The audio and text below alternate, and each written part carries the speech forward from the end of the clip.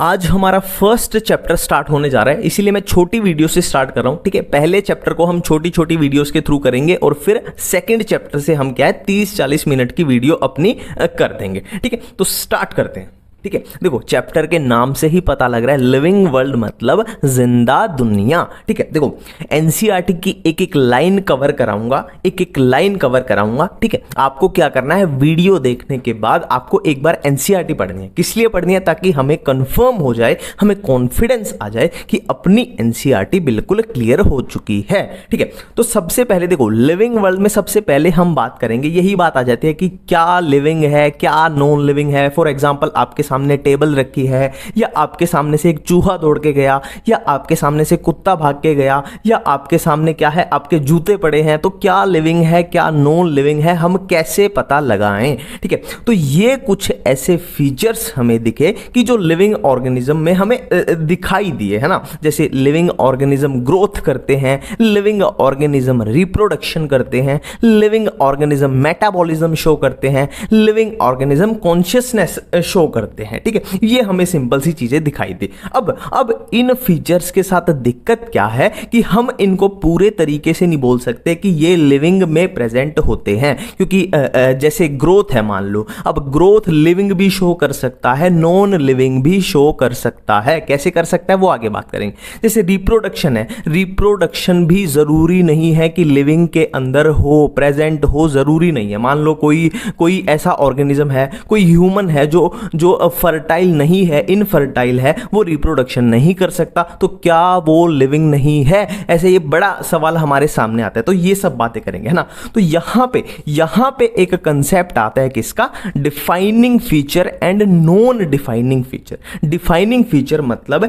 ऐसे फीचर जो सिर्फ और सिर्फ लिविंग ऑर्गेनिज्म में प्रेजेंट हो। मैं फिर से रिपीट करता हूं, डिफाइनिंग फीचर कौन से हो जाएंगे, है ना। देखो इनमें से डिफाइनिंग फीचर कौन से हो जाएंगे, जो सिर्फ और सिर्फ लिविंग ऑर्गेनिज्म में प्रेजेंट हो। और नॉन डिफाइनिंग फीचर कौन से, ऑटोमेटिकली जो लिविंग में भी हो सकते हैं और नॉन लिविंग में भी हो सकते हैं। ठीक है, तो इसकी कंफ्यूजन से बचने के लिए एक जबरदस्त ट्रिक बताता हूं आपको, कभी भी कंफ्यूजन नहीं होगी, ये बार बार दुखी करेगा नहीं तो आपको। इसकी जबरदस्त ट्रिक बताता हूं, डिफाइनिंग वर्सेस नॉन डिफाइनिंग में हमें क्या डिफरेंस देखना है। तो देखना है तो किससे देखेंगे, नजर से देखेंगे। नजर मतलब हम अपनी आंखों से देखेंगे, हम अपनी नजर से देखेंगे।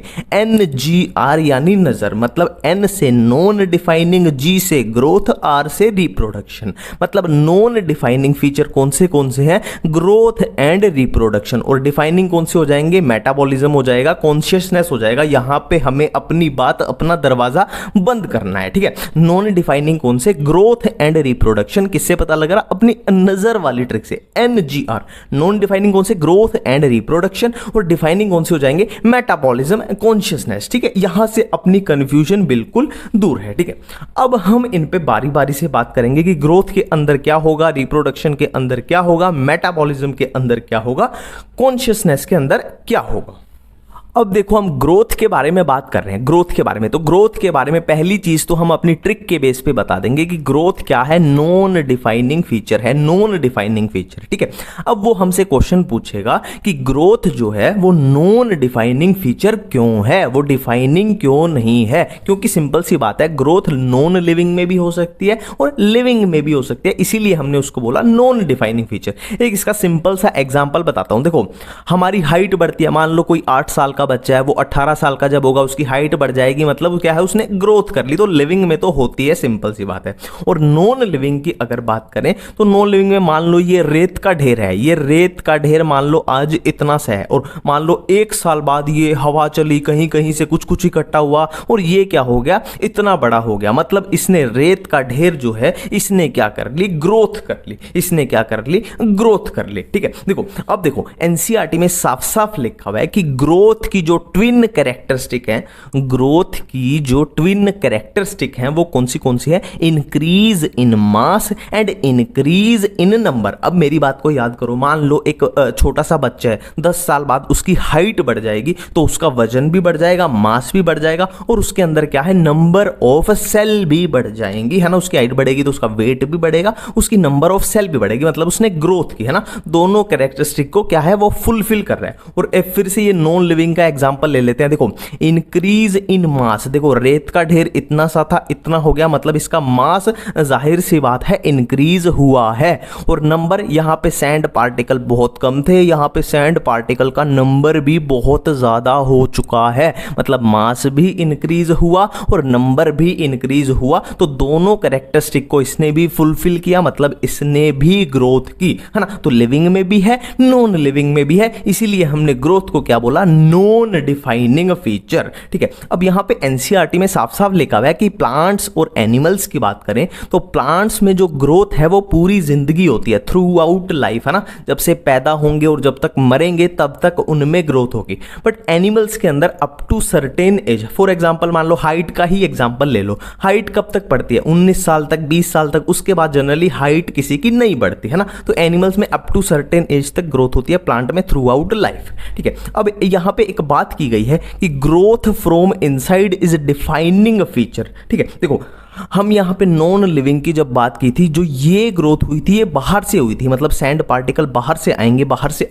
बट जो अंदर से ग्रोथ है, फॉर एग्जांपल हमारी हाइट बढ़ रही है तो वो हमारे अंदर से बढ़ रही है। ऐसा थोड़ी है कि हमारे बाहर से हवा से कुछ मिट्टी के पार्टिकल उड़ते जा रहे हैं और हमारी हाइट को बढ़ा रहे हैं, नहीं, ऐसा नहीं होगा। वो ग्रोथ हमारे अंदर से हो रही है, हमारी जो सेल डिवाइड कर रही है वो हमारे अंदर से कर रही है ना। तो ये क्वेश्चन आ जाए कि ग्रोथ डिफाइनिंग फीचर है या नॉन डिफाइनिंग फीचर है, तो ग्रोथ क्या है? Non defining feature. बट ये आ जाए कि ग्रोथ फ्रॉम इनसाइड कैसा फीचर है? Defining feature. वो नॉन लिविंग शो नहीं कर पाएंगे, क्योंकि नॉन लिविंग में जो ग्रोथ होगी वो हमेशा कैसी होगी? आउटसाइड, बाहर से होगी। बट लिविंग में क्या है? इनसाइड से भी होगी। तो ये बातें बिल्कुल क्लियर है। Growth from inside is defining feature, growth from outside is non defining feature.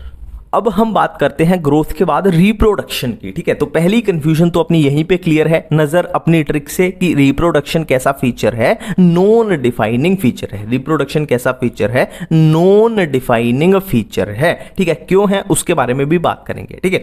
तो यहां पे देखो, एनसीईआरटी में बात की गई है कि मल्टी सेलुलर ऑर्गेनिज्म में रिप्रोडक्शन का मतलब है प्रोडक्शन ऑफ प्रोजेनी, ठीक है। और यूनिसेलुलर में मतलब है सेल डिवीजन। इसका एक मैं सिंपल सा एग्जांपल आपको दिखा देता हूं। देखो, ये एक ह्यूमन है, ये एक ह्यूमन है, ठीक है। ये एक ह्यूमन है, मतलब ये एक मल्टी सेलुलर ऑर्गेनिज्म है। और ये क्या है? एक बैक्टीरिया की कॉलोनी है। ये बैक्टीरिया की कॉलोनी मतलब यूनिसेलुलर, ठीक है।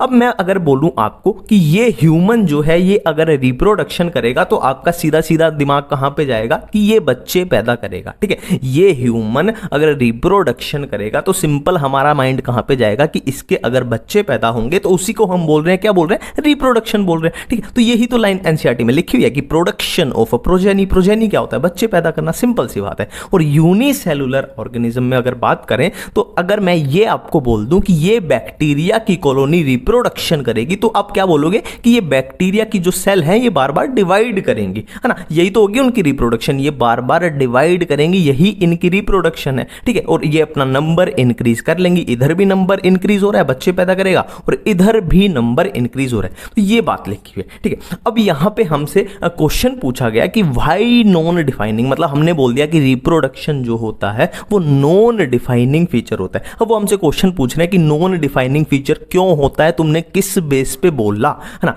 तो सिंपल सी बात है, देखो जैसे म्यूल है इनफर्टाइल है, वर्कर भी इनफर्टाइल है, इनफर्टाइल ह्यूमन भी होते हैं ना जो बच्चे पैदा नहीं कर सकते। मतलब सिंपल सी बात है, ये ऐसे एनिमल्स हैं जो बच्चे पैदा नहीं कर सकते, मतलब ये इनफर्टाइल है, मतलब ये रिप्रोडक्शन नहीं कर सकते, बट ये फिर भी लिविंग है ना। तो ये बात हमने बोल दी कि ऐसा जरूरी नहीं है कि हर लिविंग ऑर्गेनिज्म में रिप्रोडक्शन प्रेजेंट हो, क्योंकि हमने कुछ ऐसे लिविंग ऑर्गेनिज्म देखे जैसे म्यूल है, वर्कर भी है, इनफर्टाइल ह्यूमन है, ये ऐसे लिविंग ऑर्गेनिज्म है जिनमें क्या है, रिप्रोडक्शन हमारी अब्सेंट है, इसीलिए हमने नॉन डिफाइनिंग बोल दिया, ठीक है। अब नेक्स्ट बात की गई है growth and reproduction, multi cellular organism की बात करें तो अलग अलग चीजें हैं, और यूनिसेलुलर की बात करें तो सेम चीजें हैं। ठीक है, देखो यहां पे कंफ्यूज मत होना, इसको देख के बिल्कुल एक एक पॉइंट पे मेरे साथ में रहो। देखो ग्रोथ की हमने इससे पहले बात की थी, अभी हम बात कर रहे हैं रिप्रोडक्शन के बारे में।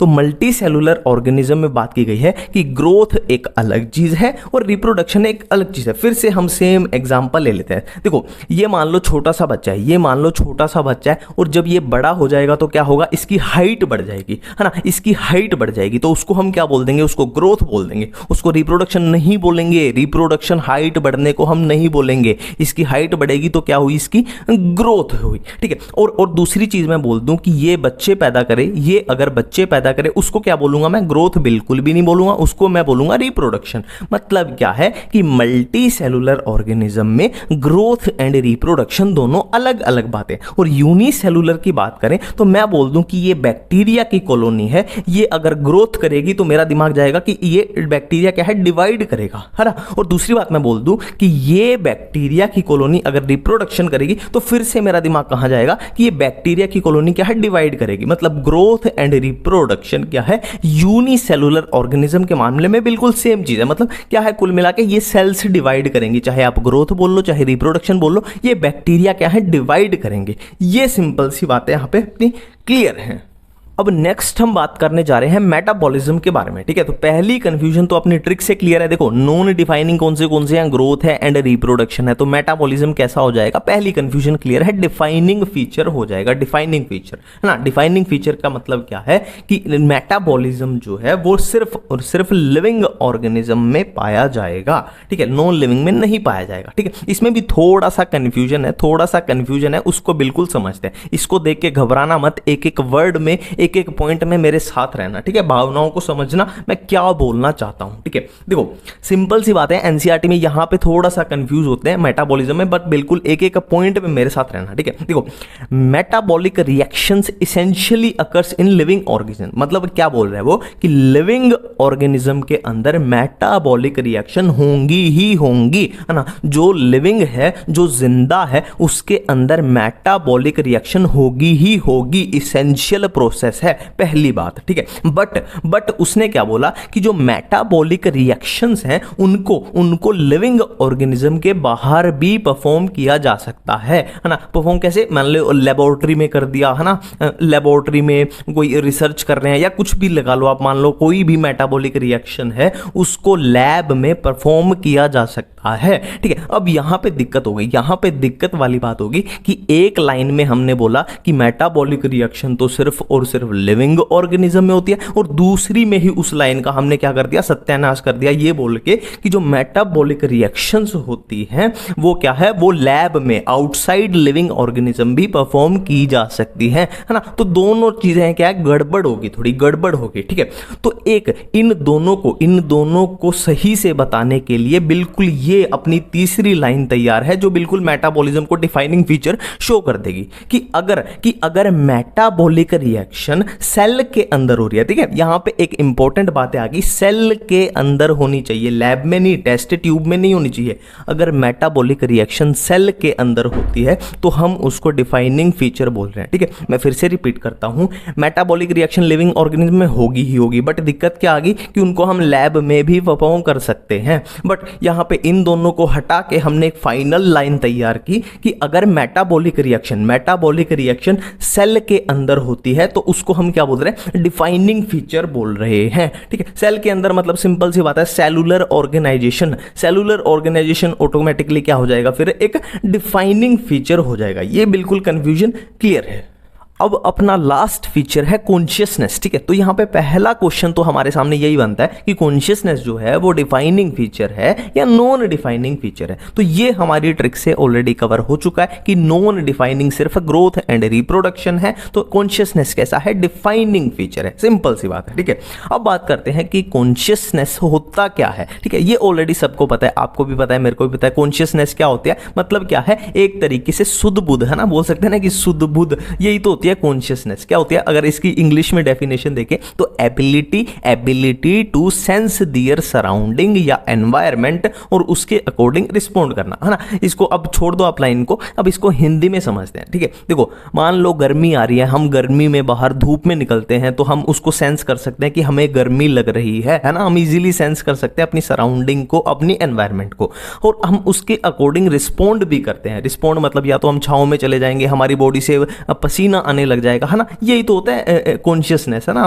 हम उसको वो कर सकते हैं, एक तरीके से सेंस कर सकते हैं, है ना। और अगर आप मान लो टेबल को या कुर्सी को अगर आप धूप में रख दो तो वो बिल्कुल बेचारी कुछ भी नहीं करेगी, वहीं पे पड़ी रहेगी, ना उसको गर्मी लग रही है ना ठंड लग रही है, ठीक है। तो यही होती है। तो कॉन्शियसनेस एनिमल्स भी शो करते हैं, प्लांट्स भी शो करते हैं। प्लांट्स जैसे मान लो रेगिस्तान के बिल्कुल सूखे इलाके के प्लांट्स हैं, वो उसके अकॉर्डिंग फोटोसिंथेसिस करेंगे, और बारिश वाले इलाके के प्लांट उसके अकॉर्डिंग करेंगे, है ना। प्रोकैरियोट बैक्टीरिया भी ये सब शो करते हैं कॉन्शियसनेस, ठीक है। अब यहाँ पे एक बात की गई है सेल्फ कॉन्शियसनेस की। देखो यहाँ पे दो चीजें समझना कि awareness of surrounding is called consciousness. मैं फिर से रिपीट कर रहा हूं, awareness of surrounding is called consciousness and awareness of himself मतलब खुद की अवेयरनेस को बोलेंगे सेल्फ कॉन्शियसनेस। सेल्फ मतलब खुद की, कॉन्शियसनेस मतलब अवेयरनेस, ठीक है। तो अवेयरनेस, मैं फिर से रिपीट करता हूं, awareness of surrounding is called consciousness और अवेयरनेस ऑफ हिमसेल्फ, है ना, खुद की अवेयरनेस को क्या बोलेंगे? Self consciousness. अब यहां पे एक बहुत जरूरी बात है कि जो सेल्फ कॉन्शियसनेस है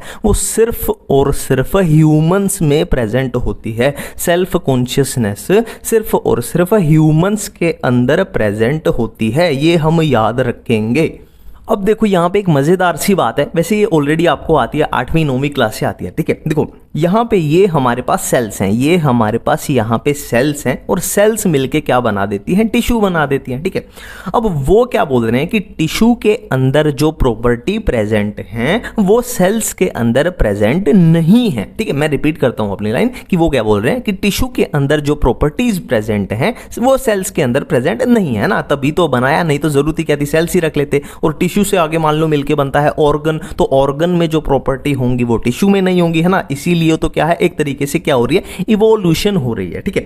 अब हमारा क्वेश्चन होना चाहिए कि टिश्यू के अंदर जो प्रॉपर्टी आई, जो नई प्रॉपर्टी आई, मतलब जो सेल्स के अंदर प्रेजेंट नहीं थी, वो आई कहां से? तो सिंपल सी बात है, जो सेल्स मिलके टिश्यू बनाती हैं तो इनके बीच में एक तरीके से कुछ इंटरेक्शन होती है, और इस इंटरेक्शन के रिजल्ट की वजह से टिश्यू के अंदर नई प्रॉपर्टीज आई, है ना। और टिश्यू मिलके मान लो आगे ऑर्गन बनाएगा, तो टिश्यू मिलके जो इंटरेक्शन करेंगे उसके रिजल्ट से ऑर्गन में नई प्रॉपर्टीज आएंगी, है ना। तो कुछ इसी तरीके से क्या हो रही है, एक तरीके से इवोल्यूशन हो रही है ना, इवोल्यूशन हो रही है ना। इसी तरीके से तो हो रहा है, मान लो प्रिमिटिव एनिमल है, बहुत पुराने एनिमल है, उनमें सिर्फ और सिर्फ सेल्स प्रेजेंट है, उनमें टिश्यू प्रेजेंट नहीं है ना। तो उसमें जो प्रॉपर्टी होंगी, और जो मान लो एडवांस एनिमल है, मान लो मैमल्स है, मैमल्स के अंदर टिश्यू भी प्रेजेंट है, ऑर्गन भी प्रेजेंट है, तो उनके अंदर थोड़े एक्स्ट्रा फीचर आ जाएंगे। इसी तरीके से क्या है, एक तरीके से इवोल्यूशन हो रही है ना। तो एक तरीके से वो लिविंग ऑर्गेनिज्म की इवोल्यूशन बता रहा है कि लिविंग ऑर्गेनिज्म